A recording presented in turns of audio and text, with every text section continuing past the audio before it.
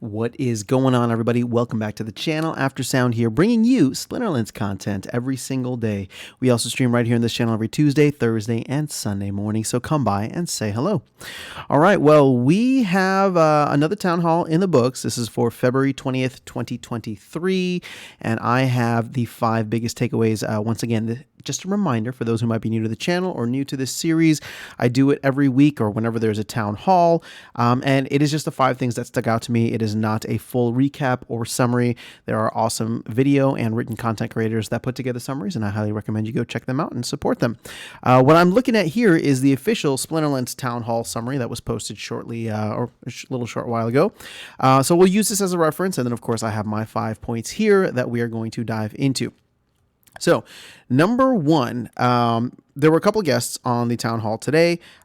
First of which was the Blockchain Founder Fund. I'm not even sure who he is, but Ali from Blockchain Founder Fund, and who is also a board member for Splinterlands, Splinterlands the company. And this was talking about the proposal, which currently is sitting at about I think it's above 50% now. So it did move in the right direction in terms of passing. But this is the one that wants to reserve 20 million SPS for exchange listings. And I did a video covering this, and it's not that I was against it. In fact, I think I still voted for it ultimately. But I had invited someone from Blockchain Founder Fund, or BFF, we're going to call him for short. I invited somebody from BFF on, but it seems like they went on into the town hall, which probably ended up being even better because we got to see the relationship that they've had with, BFF and Ali have had with Splinterlands, with Aggie specifically. And I got to say that, this is something that if you're on the fence about, I would highly consider doing just a little bit more research and make sure you check out that conversation. It is the first part of the town hall, so if you just go within the first 30 minutes, they will be talking about it there. And I don't know. To me, it was just really important because the question we get all the time is when Binance, right? When Binance, when Coinbase, when all these things. And so I actually look at that and think to myself, well, anybody who wants us to have an exchange listing, here is a group or organization, BFF, that actually is focusing on this. There's nothing in it for them outside of the fact that they are, like us, investors and holders of assets within the ecosystem. They are also investors, I believe, in the company. So they just want to see the entire platform and economy succeed overall. So, the couple things, in case you don't want to go check it out, the couple things that I thought were interesting, I mentioned already, there's no incentive for them. They're not getting anything out of this. There's no, with the way that they put their proposal, they're not asking for any fee. They're not asking for any kind of kickback or whatever special treatment. They just want to have access to the funds so that they can go and start securing these deals, whether they are listing fees, whether they are to provide liquidity. They want to have access to 20 million SPS. They believe that that is a good amount. And this guy, Ali, is somebody who has been around for a while. I mean, Aggie mentioned that he had been working with him or had met him before or around the time of starting Splinterlands. And, he's just been involved the entire time. So one of the things that also caught my attention was the fact that when Ali was talking, he said that they're not going for small exchanges, right? They're looking at top 10 exchanges, which again, piqued my interest. Again, I'm not saying it's necessarily Binance, and of course, because of NDAs, they can't say where they're actually going. But when I think about what would actually move the needle for Splinterlands, I'm not necessarily a fan of exchanges, or centralized exchanges with the way that they currently are. Obviously, FTX left a bad taste in everybody's mouth, but you cannot deny the fact that major projects are listed on major exchanges. And so if we want to be a major project, now seems like the time. Now, somebody had asked Aggie, not during the town hall, but actually he did a little audio session afterwards in the general voice channel for the Splinterlands Discord. And somebody had asked him what I thought was a valid question, which Aggie answered straight ahead, which was, during the bull run, or 18 months ago, 2 years ago, Aggie was not of the mindset of chasing down these exchanges. right? They charged a lot of money, and Aggie's approach was very much, we're trying to grow this project so big that they're forced to list us, right? And which I love that attitude, actually, because it's like, grow so big they can't ignore you in any field, in any kind of pursuit that you try to take on. Grow so big that they cannot ignore you. So I love that kind of bullish, that bullish kind of perspective that Aggie had. Now, 18 months later, and a full-on bear market that we've all had to endure and experience, there's two things that really changed for me, or changed. Well, there's two things that stuck out to me when Aggie was talking about where he's at now and why he's very supportive of this. One, in many ways, it seems that he's been humbled by the bear market, right? Like, it's difficult, it's brutal, and at the end of the day, sometimes you have to play ball. On the flip side, and number two, is that a lot of these exchange listing fees are down significant because crypto is down significant. So like, I mean, some of the examples that he was giving and they were giving earlier, it's just like, it's 90% discount from where we were at during the massive bull run, right? A lot of these companies were asking for, in the tens of millions to be listed, tens of millions of dollars to be listed on the exchange, whereas now it's like a fraction of that. So it's a combination of seeing it as an opportunity. It's a combination of understanding that if you want to play ball with the big kids, then you kind of have to play by those rules sometimes. And so, I actually don't see anything negative about being listed on an exchange outside of the fact that, we may have to allocate 20 million, up to 20 million SPS in the DAO for that, which again, if we're doing the top 10 and we can really move the needle, to me, that, I don't know, that represents a lot. I mean, of course, you open yourself up to so much more potential shorting and all that, but at the same time, it feels like we're very much in the beginnings of a bull run. And I don't mean to say that we're out of the bear market yet, but what I'm trying to focus on here is the fact that, like, it's probably just going to be a sideways market. I don't think we're going to go like down, down, down, and we could still, but I think ultimately it's just going to be sideways, a little dip here, a little dip there, a little jump there, until we get to, the Bitcoin halving, and then of course move on from there, probably in 2025. But with that being said, this seems like a great opportunity with the whole, buy when the market is down, buy when there's blood in the streets, buy the dip. Well, these exchange listing fees are down right now because only the real projects that are around, right? There's not a lot of hype. There's not a lot of money being thrown. There's not a lot of VC capital coming in, and there's dog meme coins are not demolishing the charts. So at the end of the day, like, the opportunity seems like it's there. And so I'm voting for this. Again, it's just a pre-proposal, but I am voting for it, and we'll plan to vote on it if it goes into the main proposal. But I would highly encourage you to consider voting for it as well after the presentation today. And if you are on the fence for any reason, I would highly recommend you go and check out the town hall and just listen to it. And if you still don't feel comfortable, then that's fine. But a lot of the concerns that I had were alleviated, and I think that this is an easy win right now. Again, I want the DAO to be doing something productive with the funds, and while 20 million, 1/6 of what's currently there, seems like a large amount, and it is a large amount, I'm actually okay with it, because, I mean, what if we do get listed on Binance or Coinbase or one of the other top 10 exchanges? It's about the accessibility, not necessarily right now, but when the market really does start to pick up. And so if we're able to secure that now, one, that could lead to a quicker, faster bull run for the project, but also, more importantly, once we do get to the bull run, it could lead to higher highs, because obviously the onboarding of, not the onboarding, but the on-ramps are already there and in place. So that's how I'm feeling about it now. I think it's a positive thing, and I'm voting for it. Okay, number 2, we had some game changes here, 3 specifically that were mentioned. So you got Life Leech, Dispel, and Scattershot. Sorry, ability changes.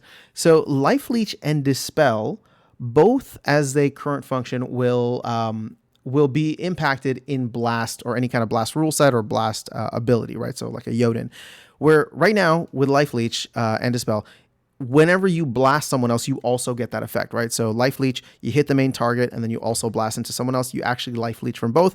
Dispel, same thing. You hit someone with blast damage, they also get dispelled. Now, dispel just had a huge buff. So, I don't mind it getting a little bit of nerf here, but I don't like the change to life leech because, well, I mean, that's one of my favorite things about about Life Leech and Blast rule sets. Now, Scattershot also got a major change because it has the ability to target camouflage monsters, which I'll tell you this, not that I'm trying to like flex or show off or anything, but as soon as they mentioned this in the town hall, when they said Scattershot will do that, I immediately had the thought. I had no idea what the Dragon Summoner was going to be, but I immediately had the thought that I'm just like, there's got to be a rule set or a summoner with camouflage coming. I didn't think it would be the Dragon Summoner. I'll be honest. I did not think it would be the Dragon Summoner, but I'm just like, if Scattershot can target camo, then I can totally see, because we've talked about it on this channel. We've talked about having a camo rule set or a camo ability for a summoner. So, it immediately just got me thinking about that. And then, of course, 30 minutes later, we got the Dragon Summoner stats, which, I already posted a video on, so we're not going to get into that in here. Now, as a whole, the changes I don't like. Not because of what they specifically did, but because I'm really, really just, I don't like the idea of changing abilities, especially stuff that has been around for a while. I mean, sure, does Dispel deserve to be nerfed? Yeah, maybe a little bit, that's fine. But, people adjust to the game, and they've made... maybe they've made financial decisions, although, it's not like I bought a Scattershot monster because it has Scattershot, or that I'll go buy a Scattershot monster now that it can target camouflage. That, at the end of the day, like, I guess it doesn't impact too much financially, but I have always been a fan of the fact that the game would more so focus on balancing through new abilities and new cards that are put out in the future. And so this trend over the last couple of months to go and change the nature of abilities is something that I'm just really, really not a fan of. And so, I'm keeping my lips sealed. I'm just gritting my teeth right now, and it is what it is. But I would really love to see this not happen anymore. So you're changing fundamental things within the game, and I get it. They're trying to balance, and they can do that. Maybe it's just not being explained to us why that should be the case. But I personally, from a principle standpoint, just don't like it, and hope that we don't have to see any more of that in the future. Okay, number 3. There's just some big stuff here. Now, we had talked about season rentals last week, and it looks like it was supposed to come out this week, but it seems that they are reserving it for the following week. So it won't actually be going live on the 21st. It seems like we're going to get it on the 28th. But there was something else spicy with the market in terms of an update, and that was the fact that there is a market listing fee coming, which will be, at this point, they're saying 1 DEC, and ultimately, this is going to be an interesting change, because right now I think we've seen a lot of times where like the blocks start running behind the blockchain, or the servers just get hit with a multitude of market transactions or market changes. And so the idea here is they're going after probably the repricing bots. So you think of something like what's that called? Rent Golem or Splex, right? Where if somebody's just constantly changing every 5 minutes, every 30 seconds, right, just trying to be the lowest or whatever the case is, they're trying to stop that from spamming, right? And at the end of the day, what this is going to incentivize is probably making sure that you're only putting up cards for sale or for rent that actually have value, right? So it's pushing, again, value to the higher level cards here. So, it's going to be 1 DEC, at least that's what they've said so far. Again, that is subject to change. But the cool thing about it, and why I think it's actually going to be great for the economy overall, outside of freeing up the servers a little bit, is the fact that this DEC is just going to get burned.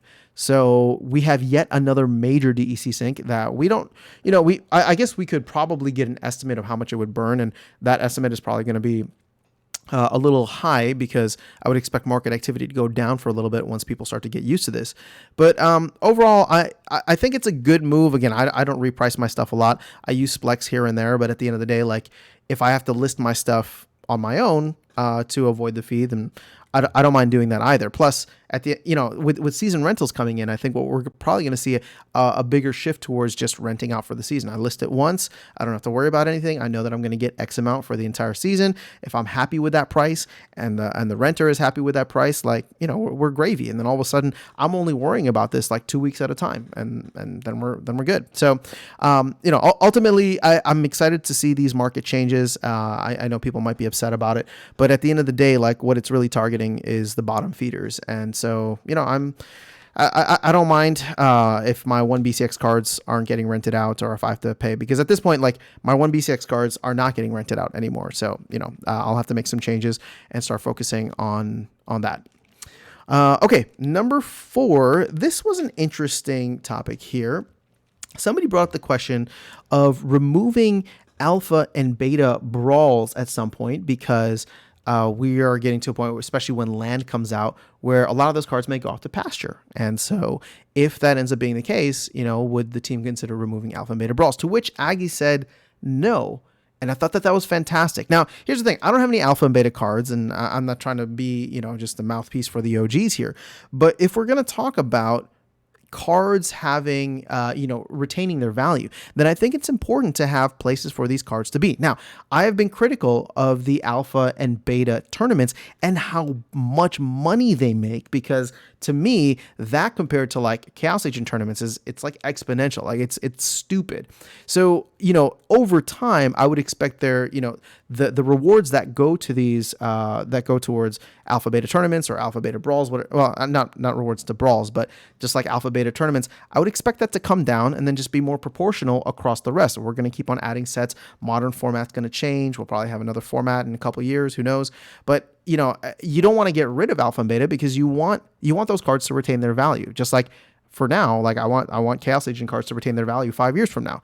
So I think it's important that we keep those, but we do have to think about the amount of the amount that they get paid. Again, I'm talking about more so from the tournament side, but from a brawl side, where it'll get difficult, potentially interesting, is the fact that as guilds start to level up, I mean, you're going to need these specialists, the ones that do have these alpha and beta cards. So what I can see potentially happening is you don't necessarily move the alpha and beta brawls, but maybe at some point, not with Rebellion, but maybe the set after Rebellion, or maybe 2 sets after Rebellion, maybe you throw Untamed into the alpha beta brawls, right? Now it's just like we can use alpha, beta, and Untamed, and slowly and steadily we start like molding it that way. But I don't think you ever remove them entirely. So, I don't know. That's just my thought overall, and I thought it was an interesting response from Aggie. Wow. Okay, so we are moving right along with this. Number 5, I want to give a shout out to Virus, because I think Virus called this out on a recent live stream here on YouTube that we did, and it sounds like, I don't know if it was a Freudian slip or Aggie was just talking off the cuff, but when we heard about that infinite card sync for land, Virus had said that maybe it's going to be for SPS. So in order to earn SPS, there's going to be, you can stake as many monsters as you want. There won't be a maximum. And it's just like however many monsters you have staked on like this piece of land or this plot of land, over the whole, right, that you're going to get your proportion of that. So it'll just continue to be this monster pit, right? This death monster pit that will last for forever. But that is how you'll get your SPS. Now, Virus said that about the, or it would be for the arena. So ultimately, I think we can see it being that way, right? Where these plots of land will require arenas, but in the beginning, even if they don't require arenas, but we know that they're going to go there eventually, if that's how you're going to get your SPS on land, it's going to be an interesting fight for that, because how many people are going to choose to use their land plot for an arena, aka earning SPS, or how many of them are going to choose to work their land for one of the other valuable resources out there. So I don't know. I'm really excited to see how land is going to play out, and I'm really happy that land is starting to get formalized, both from a macro and then of course a micro level as well. So hopefully we'll get more details on that soon. We should get like a land 1.5 white paper at some point, and then Q2 I think is going to be exciting for all the land stuff. I just hope that we don't get more delays, but I'll be honest, that Nate didn't give me much much confidence. Poor guy. He's just like, yeah, it seems like we're on, so far so good. And I'm just like, all right, well, we've already seen other delays. So, I'm not going to get my hopes up at this point, but, I know the team's working hard. It's just, this stuff is complicated, guys. So hopefully we actually get it in Q1 and then can start moving towards land phase 1.5 in Q2. Okay, couple of bonus items. We did get the Dragon Summoner stats. I posted a video on that, but in case you wanted to see them, they are right here. Super cute. Lily Shield Paw. You got +1 health, camouflage, and triage. Again, I'm not going to get too much into it now. You can go check out the other video where I dive into a little bit more. I don't think that this is a game breaker, but it's definitely a game changer. So, I'm curious to get your thoughts, how you feel about it. And ultimately, we'll end up seeing how it fares once we get it into play here, hopefully within the next week or so. Also, congrats and shout out to the community leaders that were announced today. Where is that? We had 5 people. So Simsahas, Gene Pool, Moriarty 95, Dave McCoy, and Schnegecko. So those are your top 5 community leaders. And as Weirdbeard had said, this is not a lifetime appointment. So it sounds like these will be changing every couple of months or so. But there's all solid names on there. And I'm excited to see what they can do to help guide the community to make awesome decisions. And then lastly, I did a separate video on this too, but Peak Monsters deck feature. Jarvie was on the town hall to talk a little bit more about it. I'm hoping to get him on the channel as well to do a little bit of a deeper dive. But if you want to go check it out, he talked there. He was the second person to talk after Ali and Blockchain Founders Fund. So go check it out and let me know your thoughts, and